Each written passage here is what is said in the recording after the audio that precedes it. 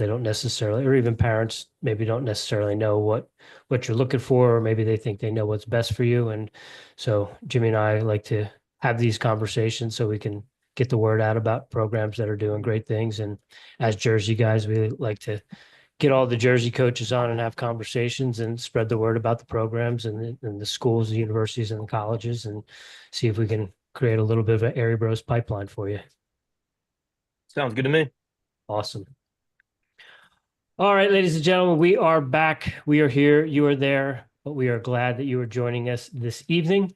And tonight we're stepping back on the mat. We're going belly to belly with one of Division III's top head coaches. He's wrestled it, he's lived it, and now he's building champions and scholars at one of New Jersey's Division III's most historic programs. He's an NCAA Division III national finalist himself. He's in the South Jersey Wrestling Hall of Fame, and he's a mentor producing dozens of All-Americans and high-character humans. But before we get started, you all know the drill. Make sure you like and subscribe, drop a comment. Every view, every review, every share helps grow the show and give back to the sport we love. Follow us on Instagram, YouTube, Spotify, and Apple Podcasts.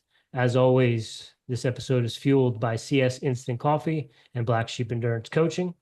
And let's not forget, while we're doing this over here at Airey Bros Radio, it's a grassroots movement. We're trying to create conversations and pipelines to let you know about coaches and programs that we wish we knew about when we were going through our recruiting journey. Tonight, we are joined by Coach Joe Galante. He's in his 14th year as head coach at TCNJ. He's a proud Lion and a builder of champions. Some of his highlights: he's a 4-time regional coach of the year in 2020, 2022, 2023, and 2025. He's coached 33 Division III All-Americans. He's had 5 region champion teams at TCNJ and 2 NCAA individual champions. Without further ado, we are honored. It is great to have you with us, Coach. Welcome to the show. Guys, thanks so much for having me. I'm pumped. It is an honor and a pleasure. We love our New Jersey wrestling. We'll get into our through line, especially with TCNJ. But Coach, before we get too far into it, anything you would like to plug or promote? I know I was a proud alumni of several summers at TCNJ Wrestling Camp. If you got camps coming up, anywhere you'd like us to send recruits or anything you want to share about the program, socials, the floor is yours. Sure. The College of New Jersey, our main handle is TCNJ_wrestling. That's on Instagram. I think the best way to reach out to me if you're a prospective recruit is to fill out our recruiting questionnaire, which is found on tcnjathletics.com, or just shoot me an email, personalized email with details about you and your wrestling. We're excited to bring in not just the best wrestlers, but the best people we can possibly find in the area. And we're doing big things right now. So good time to get on board. We're definitely excited. We love our New Jersey wrestling, and we have some ties with our alumni at Point Pleasant Borough that have done some great things for the program across the years. I think maybe starting back with our longtime chiropractor, Dr. Terrence Coleman, who was All-American, I think, back in the early 80s. And then most recently, Ryan Budzik was a national champion as well. And so we are definitely excited to spread the word for you. Coach, probably the most important question we're going to ask you all evening. We know you're a South Jersey guy, so we already probably know the answer, but is it pork roll or Taylor ham? Yeah, it's a pork roll. Yeah, pork roll all day, brother. All right. So yeah, Coach, making the world smaller, talking about through lines. You know, I spent at least 3, if not 4 summers at TCNJ. Was there one year when John Smith, after he had won the Olympics in '92, was there, got to take part in that. Another alumni, Dan O'Cone, was my first roommate the first year I went there. And then several other years we had spent with some teammates from Point Pleasant Borough. But, you know, I'm 49 now, and, you know, things don't last in the memory bank as they used to, but I still have memories from those good times and learning those things, and even connections with people from other programs down in South Jersey and around the state. So I have fond memories of my time in those summers that I spent at the College of New Jersey, and learning from Steve Rivera, who is also a guest here, and you know, Coach Eisenhower. Had a couple great conversations with him as a young guy. He took the time to chat with me. So We love our TCNJ, and we've had some good times at the wrestling camps, and we're stoked to have you on. We'll be running it back this summer. Last summer we had about 700 wrestlers on over 20 mats, filling the recreation center, and then another building that we had going, filling the dorms. Last year it was Joey McKenna that was the featured clinician, and the year before was Jason Knopf. This year we're in talks with another real serious headliner, and haven't finalized it yet, but got over 250 kids signed up, and 45 to 50 teams interested, which is usually around where we end up. So it's a great place for all to come together and meet. We'll get like 20, 25 matches, depending on if you want to hustle and get exhibitions. And then I didn't think to say it, but in the last month or so, my wife and I became the dealers for Resolite in New Jersey and Delaware, and we're selling Resolite wrestling mats. So anyone that needs anything, they can feel free to reach out to us, and we'll help them however we can. Quite the entrepreneur there. You got a little side hustle, and guess coaching doesn't keep you busy enough. So we just my wife and I always wanted to work together. Her Yeah. family, her mom and dad work together. They run a small business. My parents are entrepreneurs. They run small businesses, and was something that we both valued from watching our folks and growing up. And we had an opportunity. It's probably not the right time. We've got three little boys, a 5-year-old, a 3-year-old, and a one, and we're super busy and going crazy, pulling out hair like you wouldn't believe. But the opportunity presented itself, and we couldn't pass it up. And we're working with great people. The Gilbert family at Resolites, Tina and Steve Povolak serviced New Jersey and Delaware for over 35 years, and we're very excited to step up and make ourselves available to anybody that needs anything. I think Ava might have got a pair of wrestling shoes from the Povolaks at one time as well. They were full service, man. Yeah, they were. Yep. Coach, we Go kind of have ahead, Jim. we kind of have like a way we like to do things here as far as like an outline, but we're getting into the camps, and I don't want to kind of let that go and then come back to it Sure. 45 minutes from now. But I know growing up that the camps was a huge part of Trenton wrestling, TCNJ wrestling, as far as getting recruits and kind of the alumni coming back, giving to the program. How important are those camps to the program? And since Rutgers kind of took off in the late, 2000 or 2010, I guess it was 2008, Goody took over. Did that affect the camps or anything like that, them doing their own camps? And was there kind of a way that you needed to pivot to bring the camps back to where they were? So I know you mentioned 2010, but I remember 2007. I was a senior in high school, and Coach Eisenhower was running the camps, and I was off for a session. I got to go home. I had a sandwich. I was sitting down on my couch, and my phone rang, and it was Ice, and he called me up and he said, "Hey, we need a clinician. Can you come? Can you come back to campus?" And I said, "Yeah, absolutely. Where do I go?" He said, "Well, when you get to campus, just go to the parking deck." And I was thinking, I'm like, what are you talking about? He had 1,000 campers that year, and they had so many kids that they ran out of space in the buildings, and they put mats in the parking deck. So I rolled up there, Dust looked around. There's probably 50 or 60 kids right on the first level of the deck, and taught wrestling for a couple hours, and it was awesome. When Goody took over in 2010, I don't know if camps were their main idea. That wasn't their main goal, and they've built up a pretty nice following too. And I don't want to poke the bear by any means, but it's probably the only time that we can compete with them is at camp. We run a very similar style team camp. We have similar numbers, um, and I'll challenge Goody to golf and team camp, and that's about it right now. We'll have to circle back to that golf for sure. Finding the more we do this, the more coaches we talk to, the more college wrestling coaches are very passionate about golfing as well. Is there a TCNJ golf outing? TCNJ golf outing in June. Yep, it's for athletics, not for wrestling, but we always have a great time. Get a lot of groups out there and have a good time.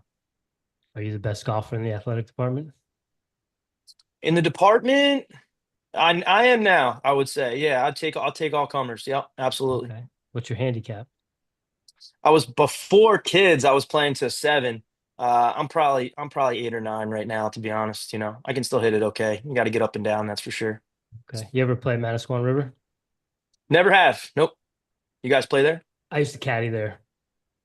I caddied for a very long time through middle school and high school, and I was a 80-pound eighth grader when I started, and oftentimes taking 2 bags some of the members were like, "Are you going to be able to make it?" And my wrestling mindset, my wrestling mentality came out, and I was like, "I'll be fine."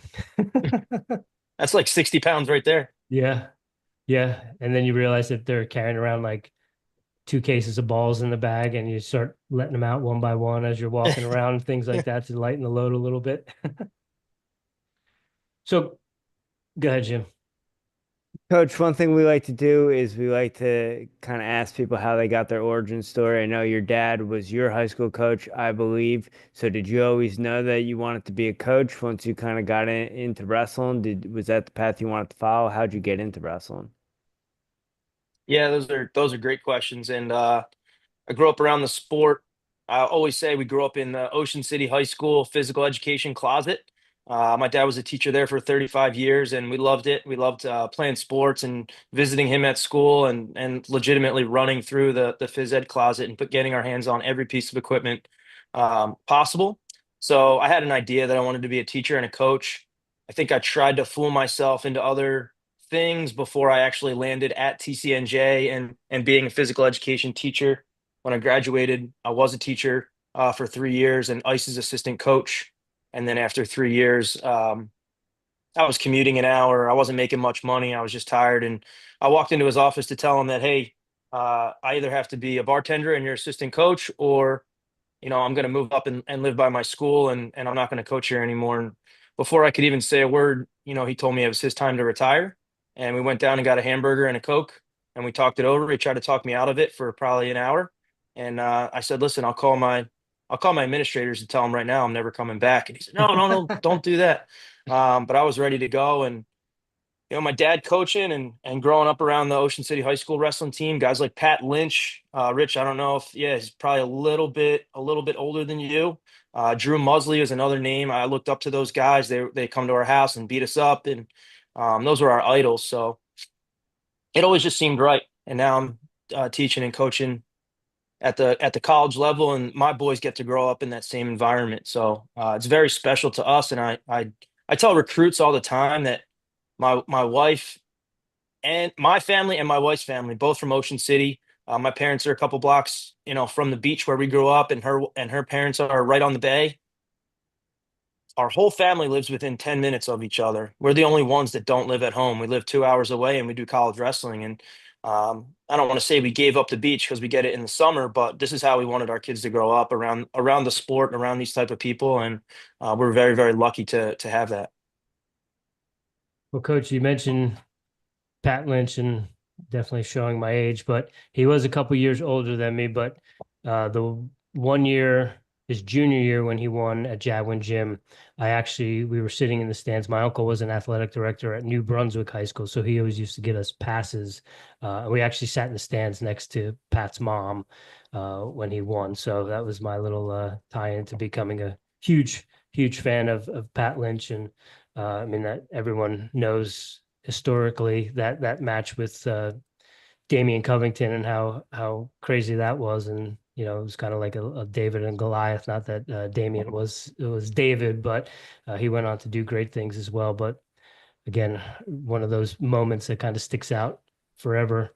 And growing up in Ocean City is kind of similar. Jimmy and I, our upbringing, we're Point Pleasant guys. Our parents still live about a mile from the beach, so we can totally relate to that. And we try to get back to the Jersey Shore as much as we can. There's nothing quite like it. It's the only place in the world we have to pay to get on the beaches. So true, my man. Yeah. Yep. Um, so you said coach tried to talk you out of it.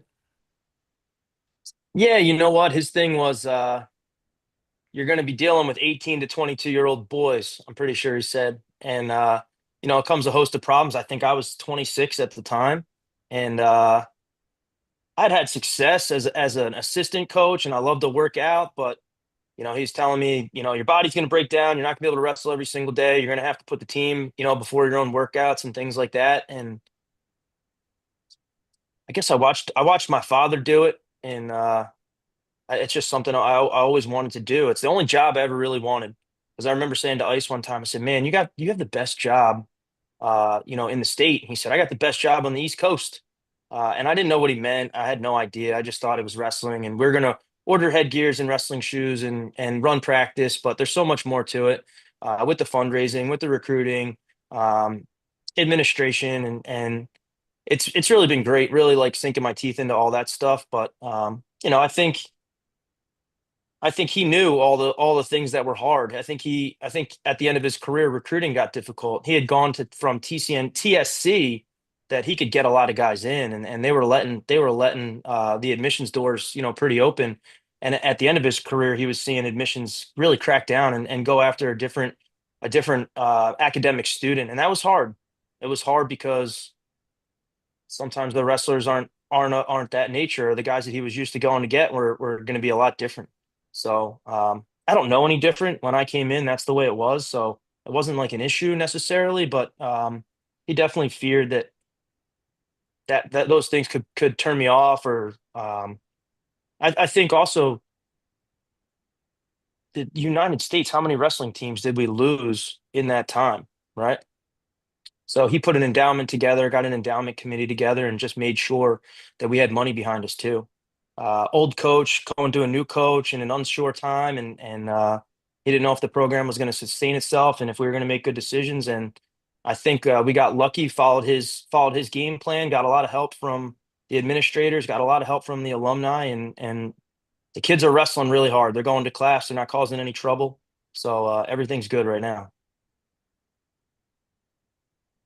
So you mentioned the endowment kind of changing in the way they were letting kids come in, and I know that everyone talks about Coach Cole as far as being a CEO of a wrestling program, but when I think of CEOs of wrestling programs, Coach Eisenhower is one of the first guys that comes to my mind because, we had so much alumni. I grew up going to Sure Thing. Rich mentioned Dan O'Cone. So you always heard about the things he would do for the guys. And when we had those guys on the podcast and when we had Steve Rivera on, they mentioned how he was so good at getting guys that were coming from Division I that wanted to come back home, and he would get all those guys in, and that's kind of how he built the program, and they were so good in the '80s and the '90s.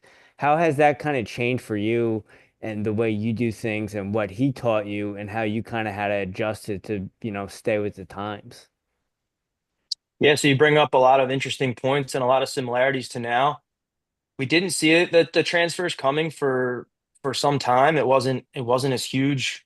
Probably for 10 years the way it was back in the 80s and the 90s, where you would have guys coming from all over, maybe going somewhere, trying it out and coming home.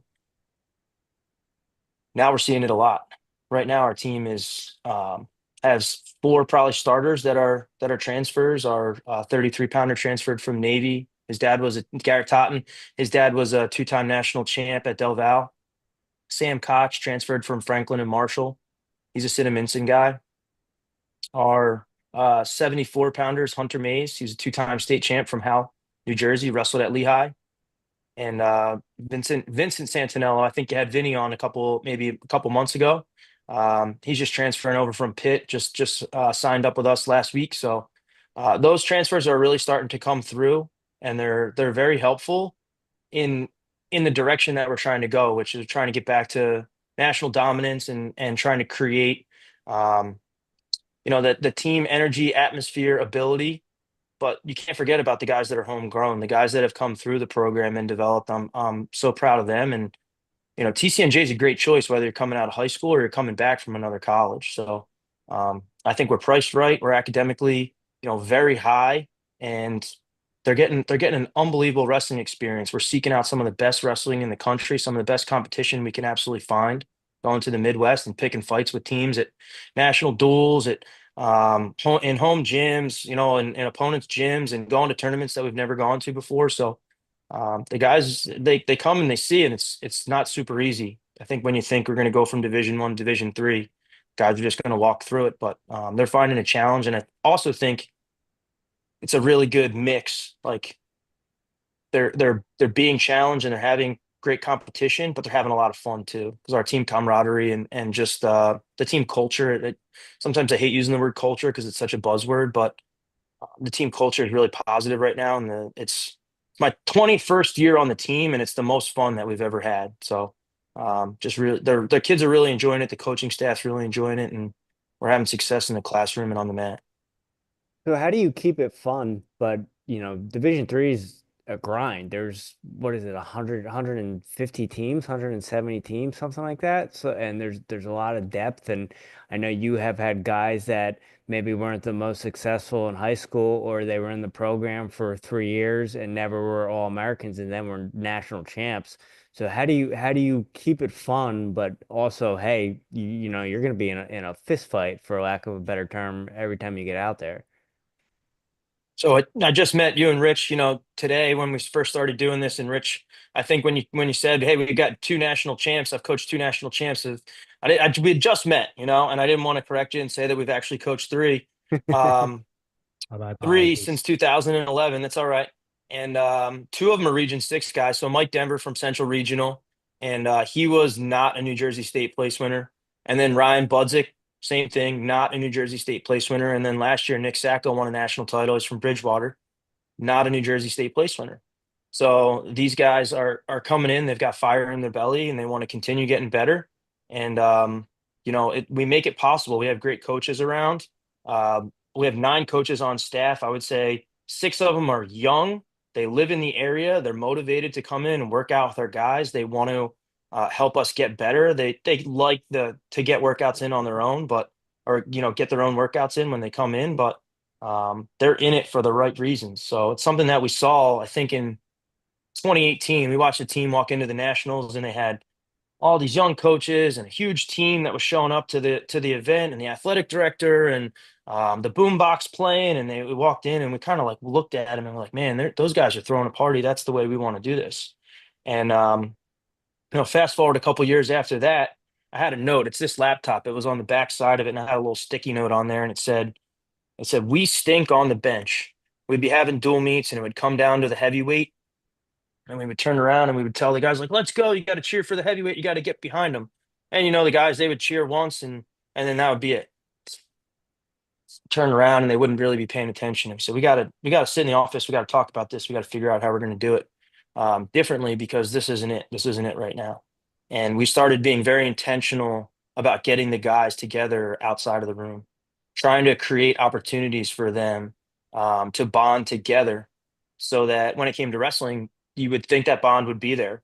And we spent probably 2 years working really hard on that, just finding reasons to get them together. And sometimes it was community service, where they're doing a walk next week for autism or special needs at a local high school, and they'll sign up for shifts and they'll do that.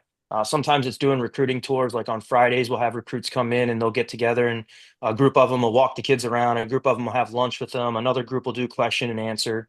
They got together and just did a fishing tournament on campus, because we have 2 small lakes on campus.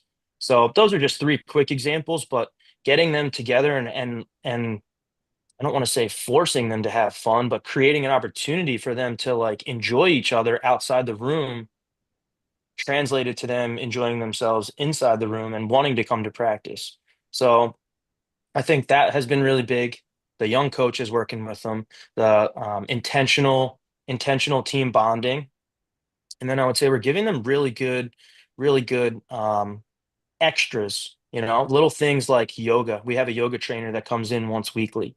We don't practice on Mondays. So I think some teams practice 5 days a week and then compete on Saturday. We do yoga on Monday. We chill, relax, get our bodies right, get our minds right. And then we practice Tuesday, Wednesday, Thursday, cut weight on Friday, wrestle on Saturday. And I think if you add that up throughout the whole season, we almost have like 2.5 weeks off, 2.5 more weeks off than every other team. So I feel like we're more fresh at the end of the season. Okay. We do mindset training. We Zoom with a guy in California who keeps these guys mentally focused, and he'll do group discussions, and then he'll break off, and you can call him throughout the week for 20, 30 minutes. And that's been really good for our guys. And we also have nutritionists. So given them the access to these resources, I think, combined with the young coaches and the team bonding, it's been really positive, and they enjoy it. They can see themselves getting better as people. That's making them better wrestlers, and then they're coming closer together. We're just really enjoying it. Coach, you mentioned a lot of things there I want to cover. You mentioned the nutritionist. I'm curious to how much of a game changer that has been, and also just the team bonding and doing the yoga and stuff. As a young coach, did you realize how much more outside or off the mat it was going to take to have a good team culture, or were you just kind of go go go? Let's focus on the technique. And what was it realizing the guys weren't that good on the bench or cheering for each other that kind of made you realize we got to make this a whole process? Yeah, so I think back on my career in like segments. And that first 4 years, I was coaching Ice's guys. I was coaching the guys he recruited. So we were like sixth and seventh in the country, and then like 14th and 16th. And then if you look in my fifth season, probably, I'm guessing, but it's approximately like my sixth season, you saw a big drop. It was the first group of guys that I had recruited. It was the first kind of cycle. And that those years, 5 through 8, we struggled, and then it's probably COVID in there a little bit too.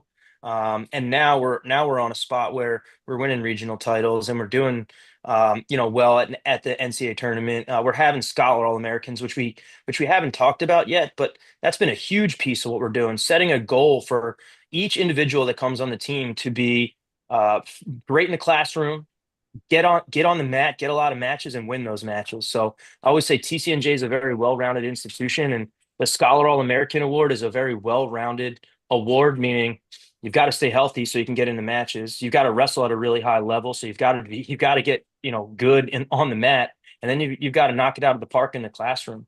So these guys have to do the right things. And the nutritionist, I love Janice. She's great, but she's only going to be as good as the guys allow her to be.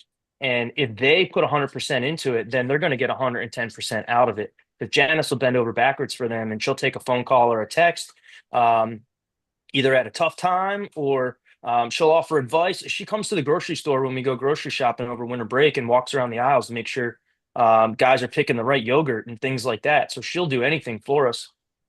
It's just, will will the student athlete make the choice to be growth minded and try to improve? And if they commit to that process, then the sky's the limit. And that's where you've seen some of these guys. And I honestly, I think that's why they're happy. I think because they feel good, because they know they're getting better and they're improving. So that also allows them to have fun. Can you can you see that growth mindset as you're recruiting it comes from the high school level in the Man, we students? really look for it. And Yeah. you have to talk to a lot of people. You can't just talk to the kid and the parents. I think you have to talk to the club coach. I think you have to talk to the high school coach. I think you have to talk to guys on the team that know the individual. And just the more recon you do is always the better. And then you want to spend as much time as you can with the recruit. So you want to try to invite them up as often as possible, and you want to get them into the room for clinics, for camps, for tournaments. You want to go out and watch them compete whenever you can, and go to their clubs and just see what they're about, see what conversations they're having. And I think I used to just be the text message, send a text, and hey, how you doing? Are you going to apply? Um, Now we're looking a little bit deeper, and we really want the kids. I don't need the best wrestlers. We don't need the guys that are winning this or that. We just want the guys that want to continue to get better, and they're the ones that have proven that they can make it in the classroom, that they can make it on the mat, and then they're the ones that are doing really well in the professional career when they leave the college. So it's neat to watch. And correct me if I'm wrong. Looking at the roster, you guys are 100% homegrown right now. So we have a couple PA guys, and we're Okay. always working on PA guys. I'm calling you from Pennsylvania right now. Don't hold it against me. I've got a PA tag on my car. It was the hardest thing about moving here, but the taxes were the easiest thing, because we wanted to live in Jersey, and we wanted to have good school system, and we wanted certain square footage, and we couldn't get that in New Jersey close to the college. So um, we're very fortunate to be in the Council Rock School District. So Okay. everyone knows Council Rock for the big tournament Escape the Rock, and they welcome us Jersey boys in with open arms. And there's some great guys there at Council Rock. Yeah, Coach Joe Jamison spent some time at Council Rock High School as a student athlete, right, Jim? Yes, I believe Yeah. he said that when he was on the podcast.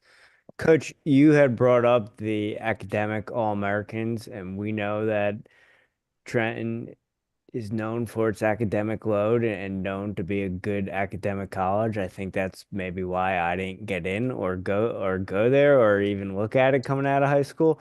What majors? I know you said you were a PE major. What majors is majority of the team, and what kind of specialty majors are kids going there for? Yeah, it's a great question. The college, Trenton State College was known as a teacher's college, right? Majority of the guys I went to school with, they were phys ed teachers, and that changed a lot. And now the majority of our guys are doing business. A lot of them do accountancy, they do finance, they do marketing. Also have a nice group of guys doing engineering. So they'll do mechanical, they'll do civil, um, all different, disciplines. But excuse me, there's other guys that choose criminology. We also still have education. We have nursing, communications. So there's a wide variety of things that you can study. It just so happens that the majority of the team is pretty much everyone you talk to is choosing business. The majority of them want business. Business TCNJ business is top 50 in the country, so it's a really competitive school. It's a small school within our school, and we have seven of those. So kinesiology, health science would be another one where guys can come on and be PAs, PTs. We have a few of those each year. And then with engineering, it's brand new STEM building, very competitive. Our academic advisor is a high school wrestler from Gateway named Tom Brennan. He's a professor in the engineering department, so we have really close ties with engineering. We have great access to all the helpers there. And now, since the school is mainly business and engineers, the guys that are coming out from our team, it's been a lot easier to get internships and get these guys placed in the positions and jobs that they want after college. I mean, it's a simple text message and phone call to a former wrestler. The guys have to have their resumes buttoned up, and text the guy and say, hey, I got a guy looking for civil engineering internship, or he's going to graduate and he had this internship. He's looking for this job, and usually get really good response there. They want the resume. They want to talk to the kid. Same recruiting process that I go through, 4 years earlier with them in high school. Send me your stuff and let's get on a call and let's see where this goes. And that's what we have, that availability for our guys and those opportunities for our guys. Two questions off that. You mentioned a majority of the team is business and a bunch of engineering guys. Are they students when they're coming to you, or is that something there's a group of guys that you kind of have to help become students, or if they're getting into school, they're already a student out the boat? And you mentioned those internships, and I didn't realize that when I went to school how important an internship was till I graduated, and I was like, oh, I didn't have an internship. That's going to be an issue. Do kids comprehend that when you're recruiting them? Do they understand, or is that something mom and dad kind of has to press? Hey, this is important. This is something we need to look into. I think the recruits now are more well versed, and I think they know what they want, and they're after certain things. So it's it comes from the parents sometimes, but it absolutely comes from the student athletes too. And they recognize that they're choosing a college not just for wrestling, not just for the wrestling shoe or the singlet or anything like that they're choosing their path for their career.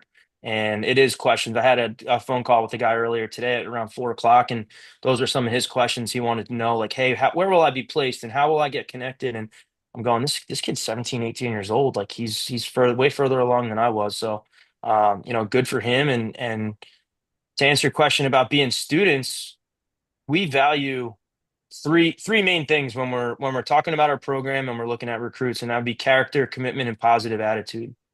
So I always say that most of the kids come in with really good character because their parents hold them to a high standard, and they didn't get jammed up in any trouble. They went to class, they did their schoolwork, they wrestled at a high level. That's usually something that we don't have to talk about too much with our current wrestlers, maybe reinforce it a little bit, but that's not really an issue that we see. Commitment can be a tough one sometimes. College, you have a lot of different choices that you have to make. And do you want to be social? Do you want to be go all in on school and not have the other side with the athletics? And basically, where do you land, and how disciplined are you going to be on your approach? Like we talked about the nutrition and the mindset. How disciplined are you, and how committed to the process are you? So we talk about that one a lot, and the one that we talk about the most is positive attitude. And it's really not being happy-go-lucky and smiling all the time and just being fun to be around. It's about being growth-minded and trying to get better. And that was something that Ice harped on, and something that I'll never forget, and it'll never leave our program as far as long as I have anything to do with it. He wanted us to get just a little bit better every single day. And if you talk to the guys that wrestled for Ice in the 70s, that was his mindset. That was his motto. And it worked for us in the 2000s, and it's working for the guys now in the 2020s. It's ageless, and we'll continue to push it just because if you're getting better every day, what more can we ask of you?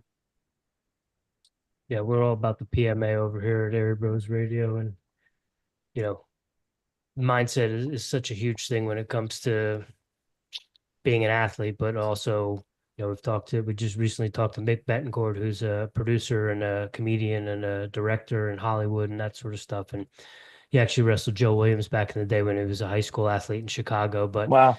he talks about, just that mindset and how that carries over into every facet of his life. And like, he's not going to give up on anything. He's going to keep pushing and keep pushing and keep pushing. And so hopefully the kids are realizing that sort of mindset and the sport that they're in is what's going to propel them to the next level once they get out into the real world. Is that, you have a finite time to be on the mat. And if you're lucky, maybe you could take it to the next level, or maybe go into the UFC or that sort of stuff. Or, you continue on your path and get into the coaching ranks. But for a good portion of people, you're going to be in the real world, and you're going to have to continue to fight if you want to get ahead in life. Yeah, I saw that. I liked that podcast that you did with him. I caught that piece of it. I don't know if it was just a snippet, but continuing to fight, that resonated. And Jim, I don't think I've finished the answer to that question, but I love asking our wrestlers if they have to work hard in the classroom, or if it's coming naturally to them, because I want to know. And it always intrigues me, like, hey, are you a guy that's just really smart, and this is just like you're snapping your fingers, or you just go to class, you don't have to study? And that's a mixed bag. The majority of them have to really work their butts off, and when they are super smart, they choose a really hard major, and then they have to work really hard. So it's mixed, but it's always fun to ask the guys and kind of put them on the spot when they're sitting in the office, like, hey man, is this coming like super easy to you, or are you working your butt off? And they go, I'm working my butt off. I'm really trying. I gotta study this much every single day, and this many hours a week. And I love hearing those conversations and those answers. Yeah, I dab the college wrestlers that can handle it, because I had two lives. I had a life when I went to school and my major was wrestling, and then I had a life when I went to school and I actually got a degree in it. It was, and there was no way, now hindsight being 2020, being 38, I couldn't have done both. That's just not how I was wired in my early 20s. Yep. So I now when I see guys and I hear you talk about academic All-Americans, like to me, those guys are supermen, because not only are you getting it done on the mat, you're getting it done in the classroom. And I also heard, I believe it was a podcast you did with Jason Bryan. I'm not sure, but I heard you say that you're looking for diamonds in the rough.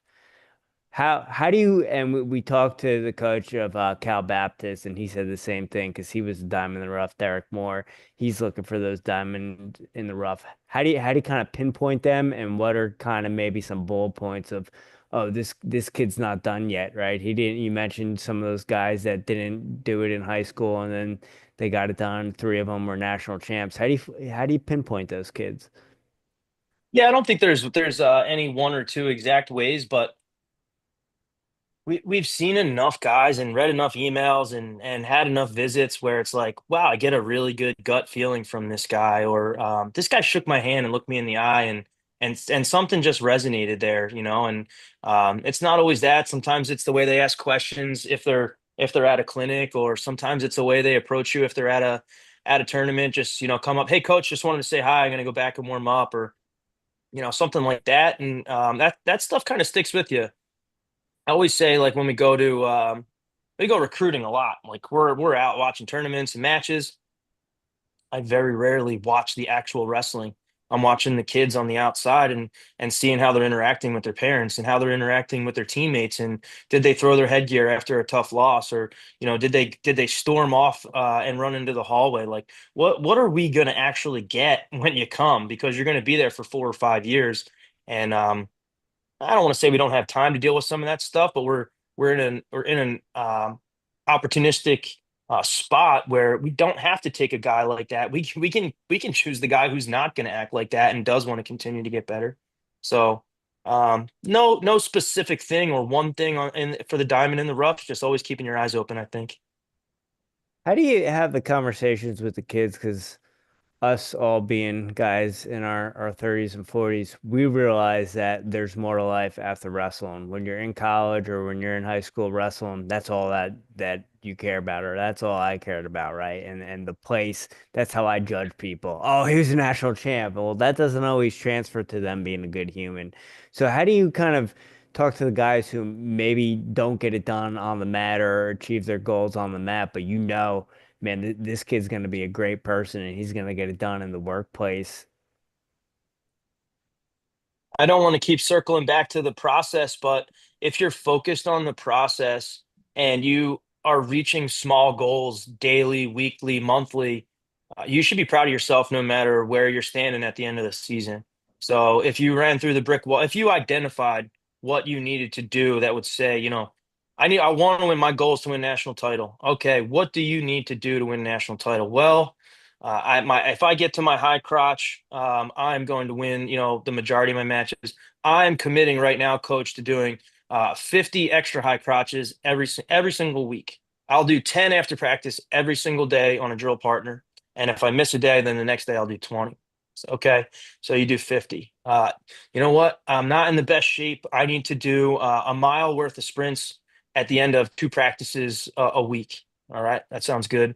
And academics, you say this, I'm not getting enough sleep. I'm going to shut off my phone at 10 o'clock each night. And I'm going to aim to get in bed at 10 o'clock, shut my phone off, and be asleep by 11. All right, it's a good goal.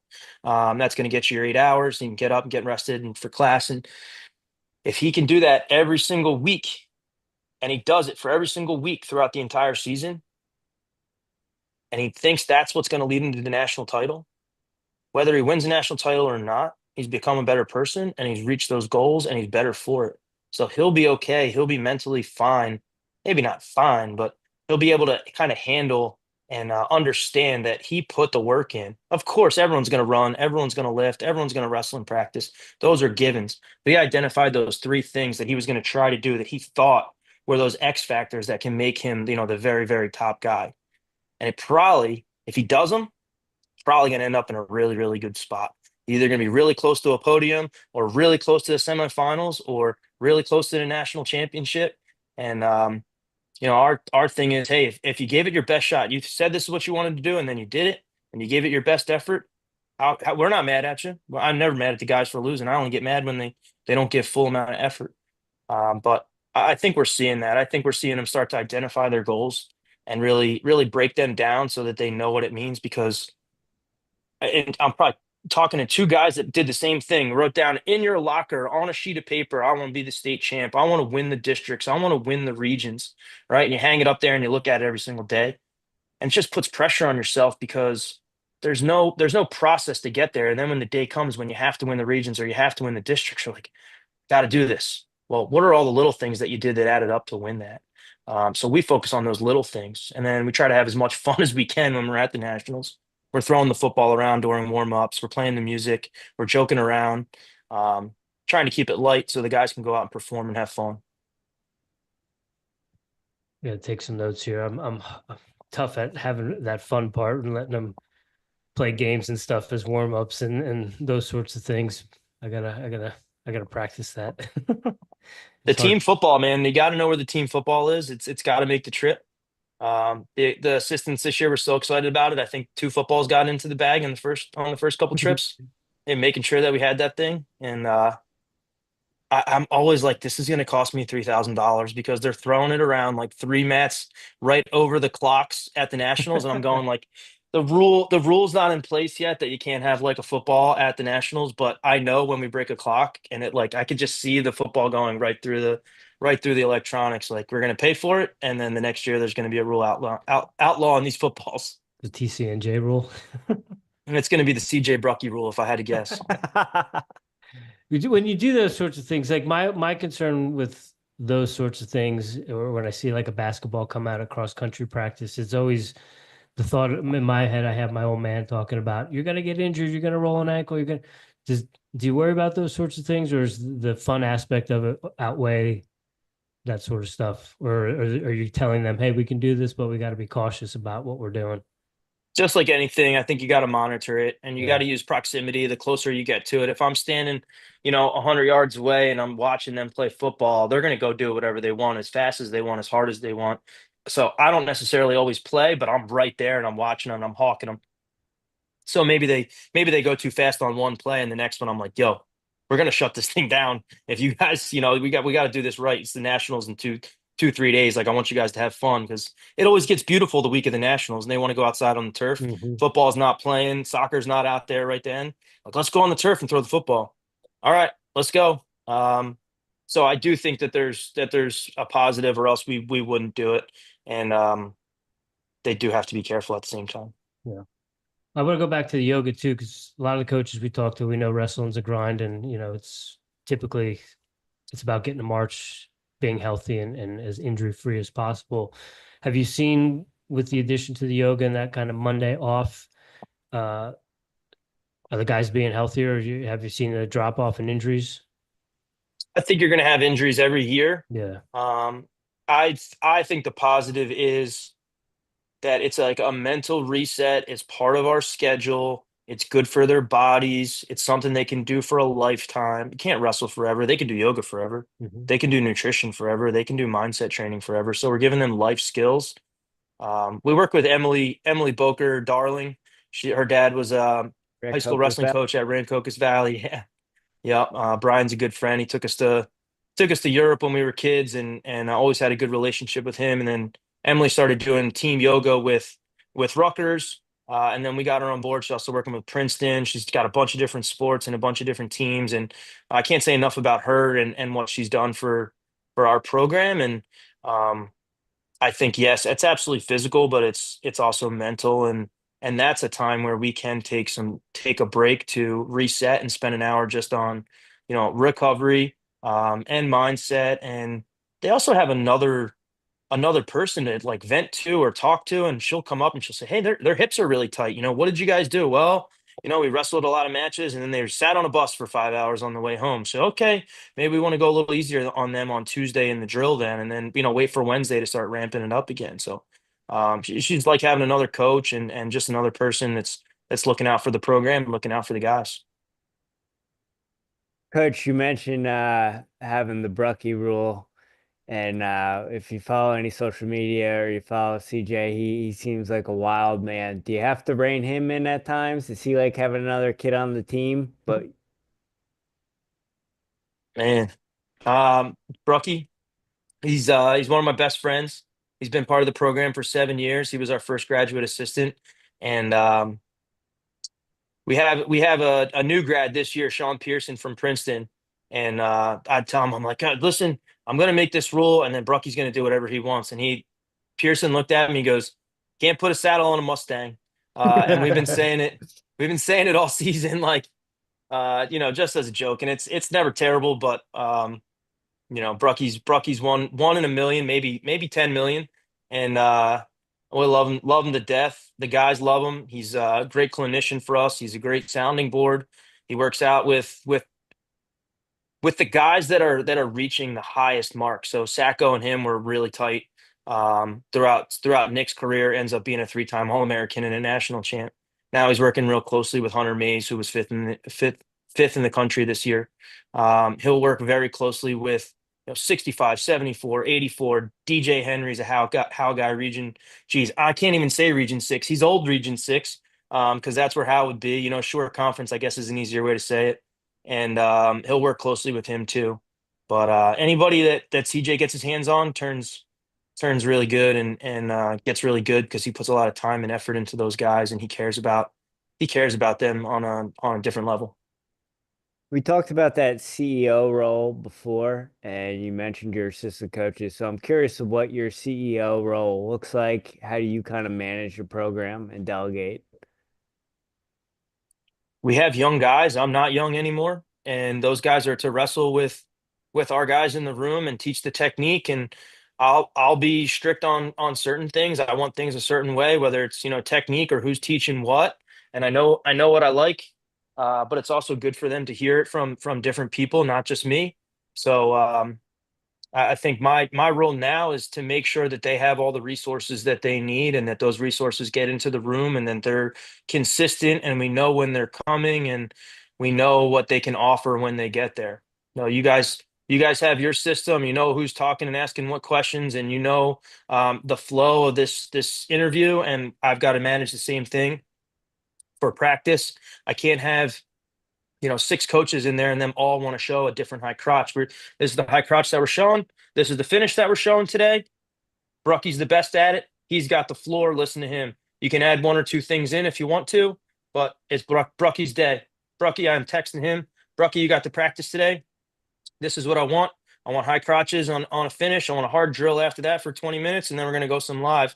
And then there's some things that I kind of don't give up. I won't give up because I really enjoy doing. Um, I tend to take the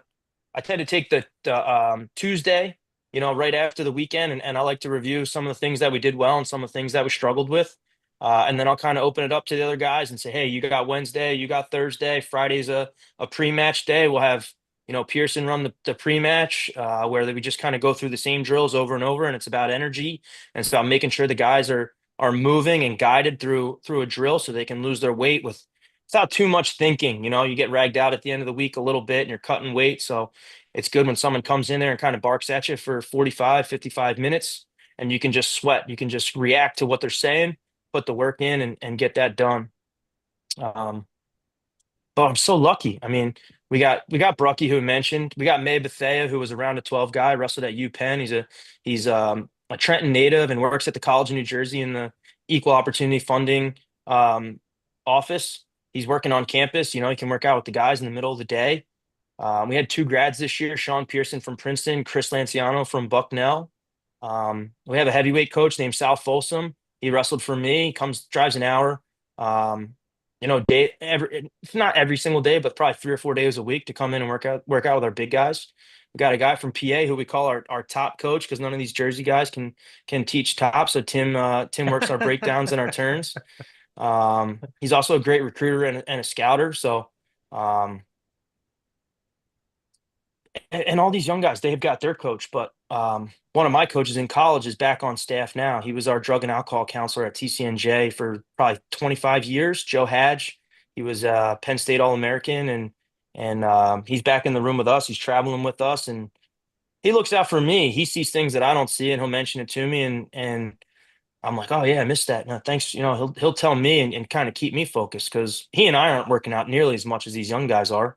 We'll roll around a little bit, but those other guys are wrestling every day. So Hadge and I are kind of watching the big picture stuff, making sure that all the moving pieces are going in the same direction. Coach, who gets to do the expense reports? Hand those off. I swipe the card the most, but we got a drawer. We have a drawer that all the receipts go in, and then there's like 3 or 4 people that have the login for the Wells Fargo. So the managers and the grad assistants, they knock all that stuff out, and then I put the final touches on it. But Brucky actually told me that he has to do that in his own job and that he would not have been prepared for that if I didn't make him do it when he was a grad assistant. So I think there's value there. I think it could be a resume builder and something he's gonna a life skill that I didn't know I was teaching him. Absolutely. You're always going to have to do expense reports. Crushes me every month. Coach, we're kind of we're in the off season now, but we're curious, who should we look out for? How many guys you have coming back for next year? Who you mentioned a couple transfers coming in. So yeah, and not everything's finalized, Sure. but we carry a roster of 35 guys, and right now it looks like there's going to be closer to 45 guys that are going to be coming to campus in September, looking to be on the team. It always ends up working itself out. So there might be a couple guys that aren't, fully committed and don't actually really want to do it, and there might be a couple guys that are too injured to do it. And then sometimes there's some really hard conversations that you have to have with guys, and they may not make the team, and that's just kind of recently how it's been. We have to be at 35. It's a good number for us, for our resources, and for the size of the room that we have, and just Title IX. So TCNJ has, we have football, and there's 100 male athletes. There's no counterpart there. So 35 is our number. It's a good number. Gets us 3 deep at most weights, with 5 extras on top of that. And I don't exactly know how it's gonna finish out. Guys are committing, still for this class right now, and we're bringing on juniors. We're talking to juniors and getting them on the recruiting board and making sure that they know what TCNJ is about, who how our team's doing, and if they can see themselves there. But it's kind of like a never ending process. And if I had to guess, I think we're bringing back 7 regional starters, and the majority of them are regional place winners and national qualifiers. A couple All-Americans are returning, and then I would imagine the transfers that we're talking to are going to make really big impact and be national qualifiers at the very least. So we're just going to keep trying to make runs at it. We're having fun. We're working hard, and guys want to be a part of that. They want to transfer in. They want to sign as seniors, and we're taking them and trying to get them a little bit better. Make sure they're enjoying the process, and then hopefully we can catch magic in a bottle and and put a really good tournament together, because a lot of people come up and say, "Hey, you had a great season," and I said we had a very very good season, and it went all the way to Friday of the nationals, and we had a really bad Saturday at nationals, and we did not climb the podium.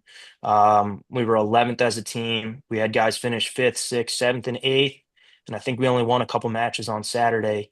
So that's got to change. I think we were too excited on Friday night. We had a very emotional Friday night at the Nationals with 2 of our guys becoming 3-time All-Americans, putting 2 other guys in the semis, another guy losing a heartbreaker in the blood rounds. And when it's on the East Coast, we try to take advantage of it. We try to get as many fans there as we can. And we had a whole section this year. I think we had 80 fans in attendance. And that was really neat because we gave out T-shirts, blue and gold T-shirts for Friday and Saturday. And we had a lot of young alumni there. We had team members there. We had parents there and family. Um, and they were behind us. And those 2 matches that we needed to win in the blood rounds for the guys to become 3-time All-Americans were on the mat that was directly in front of our section. So it felt like we had 100 people in our corner and practically on the mat. And when we won both of those, all the emotions and the energy kind of came out. And I remember even losing my voice, and I'm going, I can't yell like that next time because I got a coach on Saturday and I didn't even have a voice on Saturday. So there's even things now that you're still, fine tuning and making notes about, like, can't cheer for a guy becoming an All-American hard vocally because I need my voice tomorrow. So still trying to improve and get better and just make those notes, and I don't know. I get excited about it because I can't wait to hold myself accountable to that next year and make sure that we have a great Friday, but we don't get too excited and we stay off the roller coaster and our guys wake up Saturday hungry and ready to climb the podium. Where's nationals next year? So back in Cedar Rapids. Okay. Cedar Rapids is a regular host. Wisconsin's a regular host. We've gone down to Virginia 2 or 3 times, and that's pretty good. Roanoke.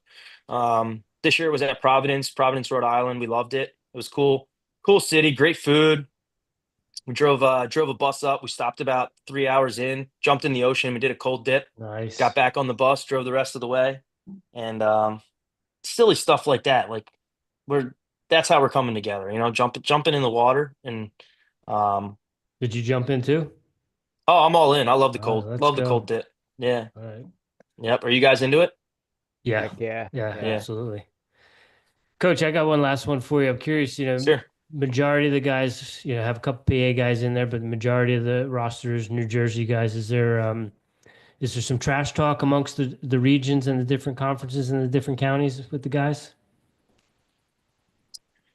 I would say if they're going to trash talk, it's going to be more about sports.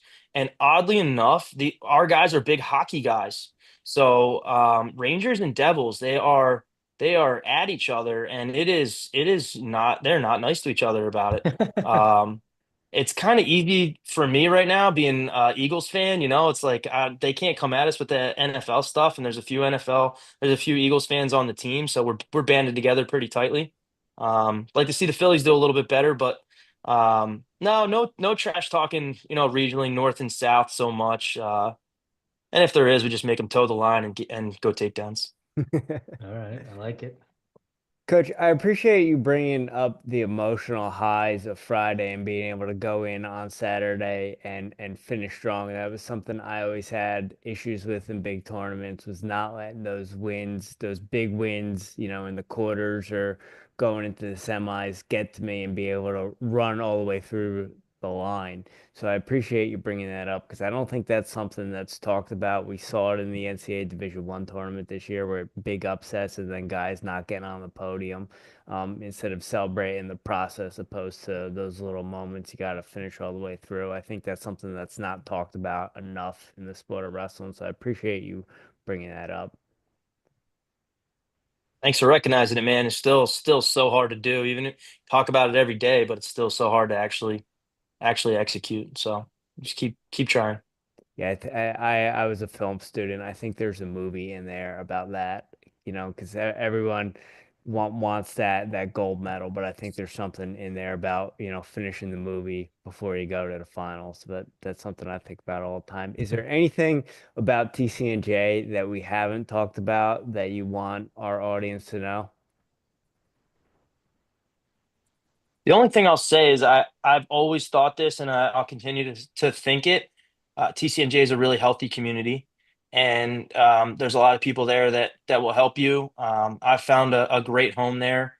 I love I love being challenged, and I love the people that I work with. I think there's no better place for me, and it's not for everybody, but if guys want to come in, work really hard, and have a lot of fun, it's a great place to be. So, we're like I said earlier, reach out to us and let us know that you're interested if we haven't reached out to you already, and we'll definitely show you what we're about, and if it all works out, then it could be a really good match. Yeah, I was always envious of the guys that went there. There was always like a family aspect, and then all the alumni gets behind the team, and I always thought that was something that's awesome. So anyone who does want to go there, know your brothers for life. That's something that I always thought was awesome. Absolutely. Final I four. gotta say, I'm surprised that where you guys are from Point Borough and we haven't brought up Jeff Jacobs at all. Oh, we did. I don't know how we can do a podcast from guys with South Jersey from Borough about wrestling and not say his name. It's all right. I guess we can He's skip him. Let's skip him. No, Jacobs was he was my roommate in Atlantic City my senior year and junior year. He's a low key celebrity on this podcast. Jason Bryan brought him up. Seems like all the wrestling fans seem to know Jacob with the he helps Minio out with the wrestling room, and he seems. But my parents always used to say, I used to say when we go to regions and states, Jeff was like the mayor. He was always holding Oh court. yeah. He was always talking. I'd be warming up. I'd be a nervous wreck, and Jeff be walking around the mat talking to someone. I'm gonna say he's unofficially a top 10 camper of all time at the College of New Jersey wrestling camps. All right. All right. Do you have like a do you, I don't want to single anyone out, but do you have like a number one, number two that The comes to only mind? kid I could say was number one. He wrestled like 40 matches. He's from Trenton. I can't remember his name, but if I called the coach right now, he would be able to tell me who it was. And he wrestled like 40 matches in 4 days, and he went like 20 and 20. And I'm getting that wrong. Maybe he wrestled 44 matches and he went 22 and 22. But the kid went 500 but just kept getting matches and he'd wrestle anybody.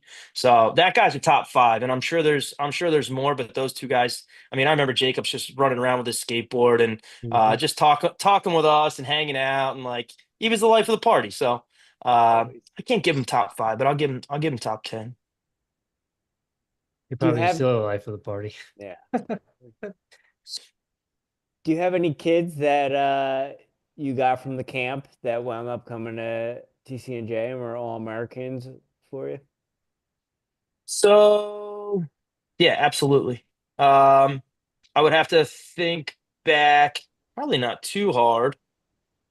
Um, Hmm. That's a good stump. But pretty sure Denver was a national champ and attended camp. Like I start thinking about like my first All-Americans. I wonder if Herbie came, Dan Herr, he's now coach at Lacey for Justin Bonatitis. Bones was an All-American for us, so was Herbie. They coached Coluccio in the national finals in the state finals this year. Johnny Darling's from Moorestown. So there's a good chance that the majority of them came. I would just have to like piece it together. And when my dad was teaching, he would say like, "Oh, I don't remember when this person graduated. It all runs together." And I'm like, "That'll never happen to me." And now when you go through it and you have kids like all the time, and it's been the 14 years, and I'm teaching a couple classes, I'm like, "Geez, I don't know what year that guy graduated. I know around who his buddies are, but I can't remember exactly how it all went down." So. It happened. I didn't want it to, but it happened.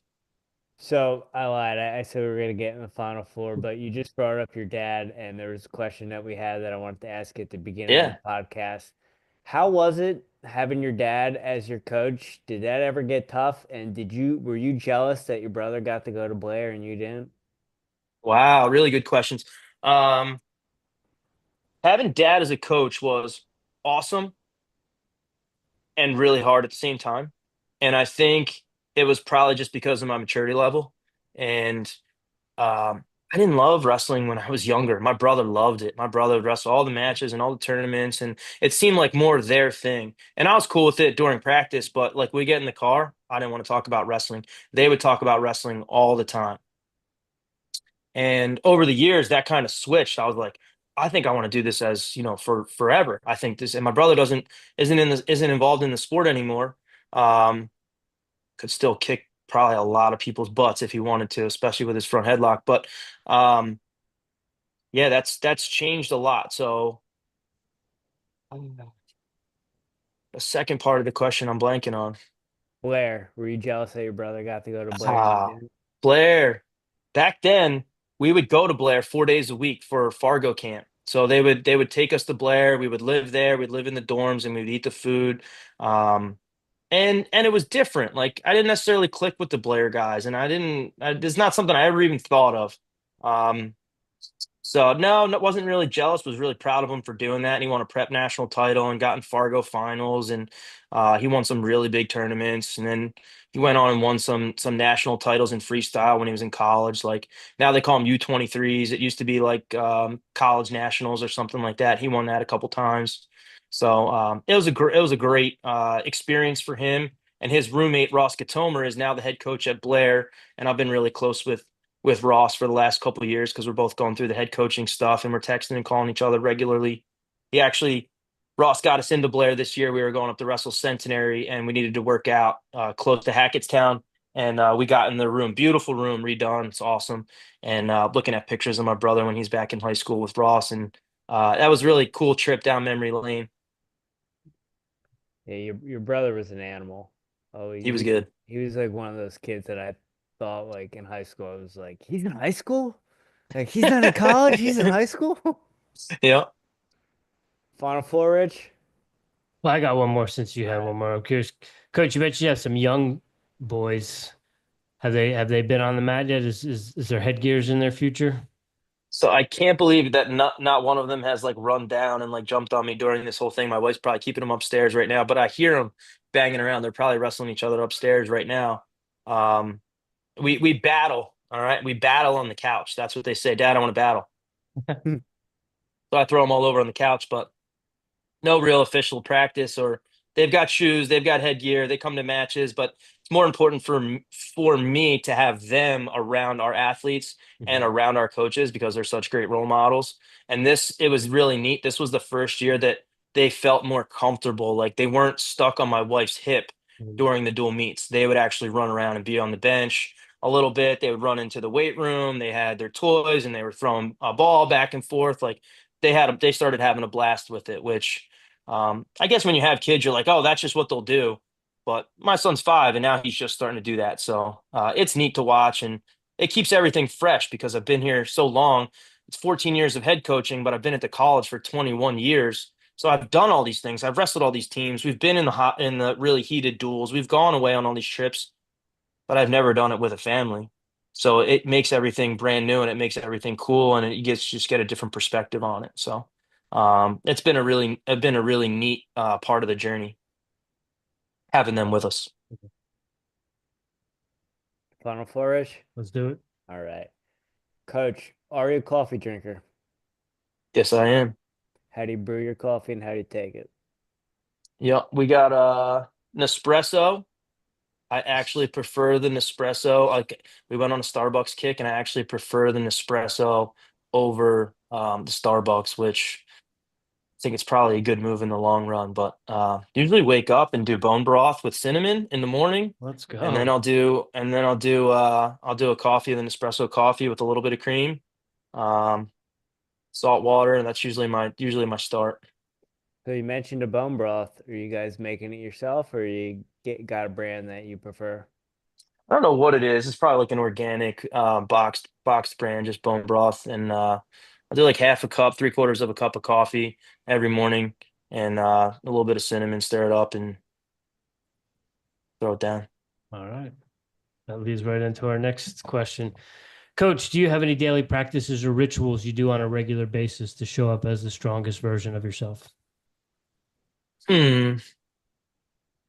I would say consistency is definitely hard, especially with the three kids. But Yeah. um, on days that I feel really good, it's probably because we woke up. I do CrossFit 3 mornings a week, 5:30 a.m. CrossFit class, usually Tuesday, Thursday, Saturdays at 7:15. I really like to do that. We've got a sauna and a cold dip down in the basement. So, um, those are things that like, hey, when we can fit it in and we can get it in, really enjoy doing.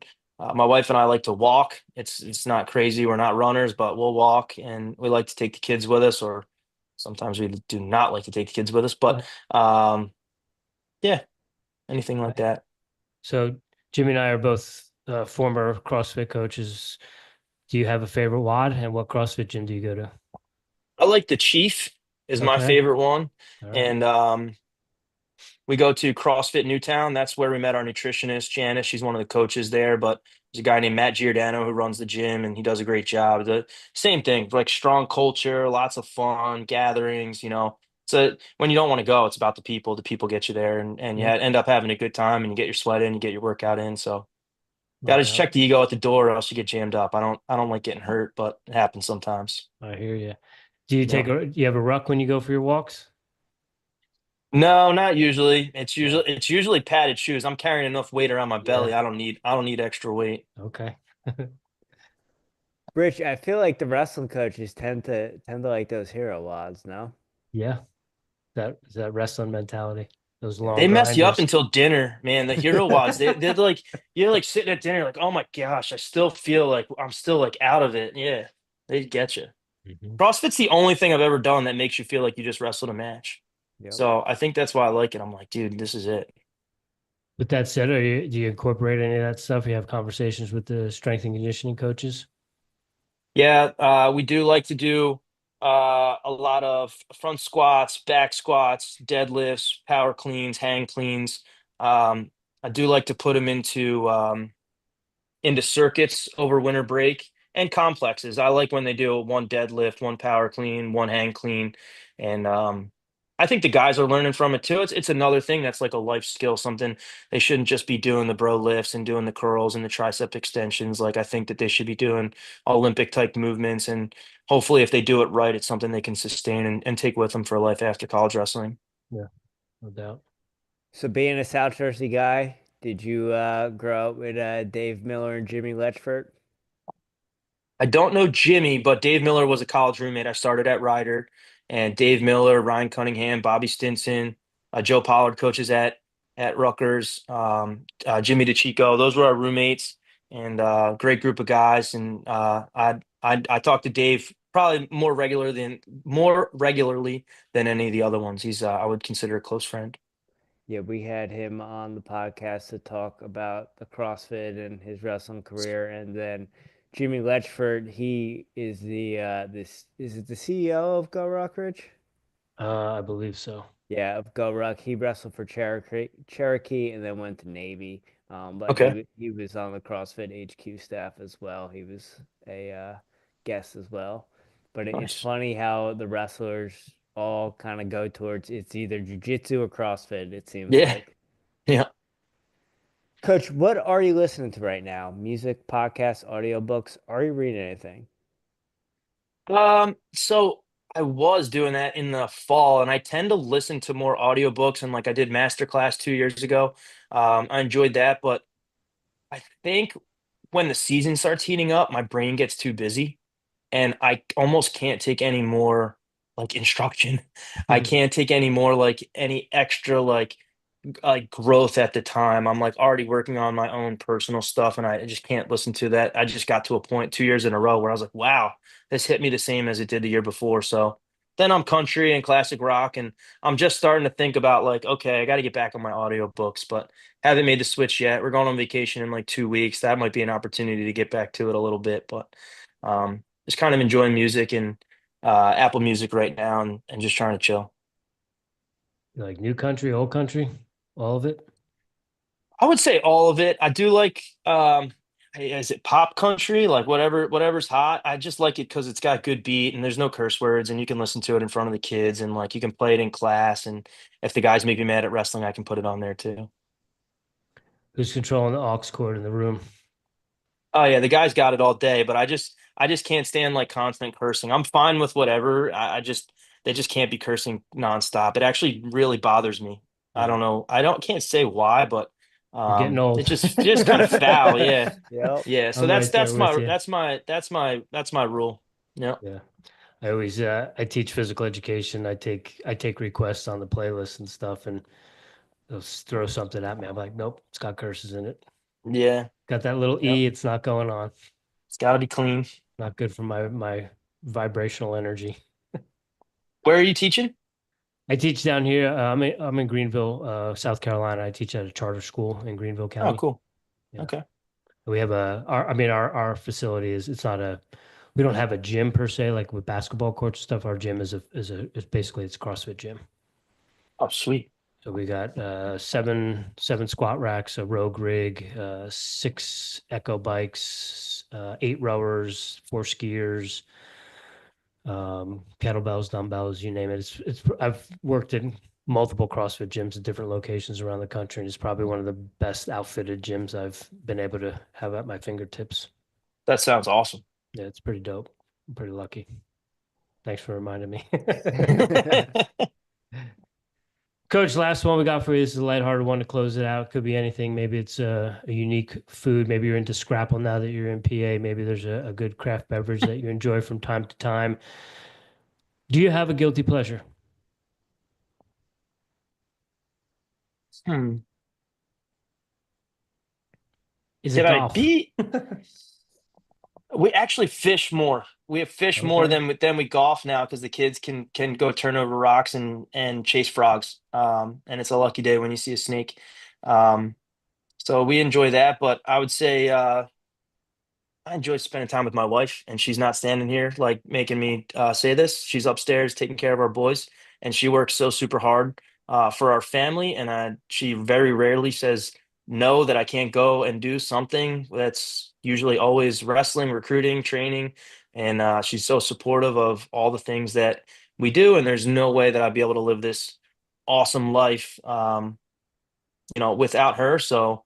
I'm super excited to go. We're going to Puerto Rico in 2 weeks, and I'm very excited to spend like 5 days, like unplugged, not do anything. And I'm taking her fishing one day, but we're just gonna relax and sit by the pool and hang out. So very excited for that.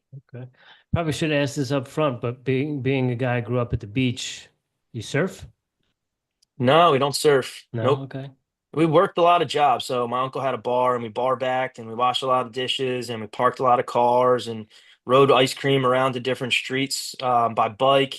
And we end up working the island more than anything else. So um, yeah, golfing and now it's fishing. The kids love fishing and Okay. they love going to the beach and catching sand crabs and all that kind of stuff. Nice. You ever been fly Yeah. fishing? Never been fly fishing. Don't really know too much about it. Okay. Seems Yeah. very soothing. I feel like I'd get tangled up. Yeah. It looks like it's difficult, but Get now to we're what? catching bass up here mainly. Our one grad lives on a lake and he takes us and me and the boys out. We'll catch like 20 fish in 2 hours. So they got their hand in the minnow bucket and they're hanging out, grabbing minnows for us and catching, reeling in fish and stuff like that. So that's been really fun the last couple of years. That's awesome. Yeah. Rich and I can relate. We grew up by the beach and we didn't surf either, so we can. No, not at all. I did a little bit. So do you guys fish? What do you do? Train. Yeah, grew up running and wrestling pretty much, and still fitness and going for hikes. And we lived in Colorado for a little bit, so we were into hiking and going to the mountains and stuff. I'm down here in Florida now, so outdoor life isn't really what I experienced out west, so I'm not doing that as much. But we like to get out and go for hikes. Nice. Do you guys get Coach, to see each other often? not as much as we would like. Obviously we see each other 2 to 3 times a week doing this, but in person, not so much since Rich moved out of Colorado in 2022, I believe it was, and then I followed suit a year later after I graduated. Nice. Coach, thank you so much for your time. We followed the program growing up and having all the alumni coming on here. We're like, Rich, we need to get some TCNJ representation on the podcast and give you guys a platform because we know it's a great place to go. So thank you for taking time from your wife and your kids to come and talk to us tonight. Yeah, thanks for having me. That was really cool, and we hit on a lot of neat stuff. Thank you guys for bringing a lot of that up and for following the program. We're really neat to spend some time with you, and I'm sure we'll see you around the bend. Absolutely. We wear our New Jersey wrestling with pride and a badge of honor out as we travel around the country and try to represent the best we can. So we're honored to have you on. It's been a pleasure, and thanks for mentioning Jeff Jacobs again. We appreciate that. I'm sure he'll appreciate His ears that are as ringing. He well. knows. Yeah, He knows he was probably. talked about. Probably. Well, maybe Jimmy will make a clip and send it to him. That's great. But thank you for your time tonight, and definitely thank your wife for allowing you to come on and join us for a little bit over time. But we do appreciate it. Really enjoyed it, guys. Thank you. All right, ladies and gentlemen, thank you very much for joining us tonight. That's Joe Galante from TCNJ. Tomorrow night, we will be back with Dylan Cotterell from Glenville State in West Virginia. They're doing some good things over there. Friend of our friend Zane Lanham as well. So we are excited to talk with him. I'm sorry, that's on Wednesday, not tomorrow night. So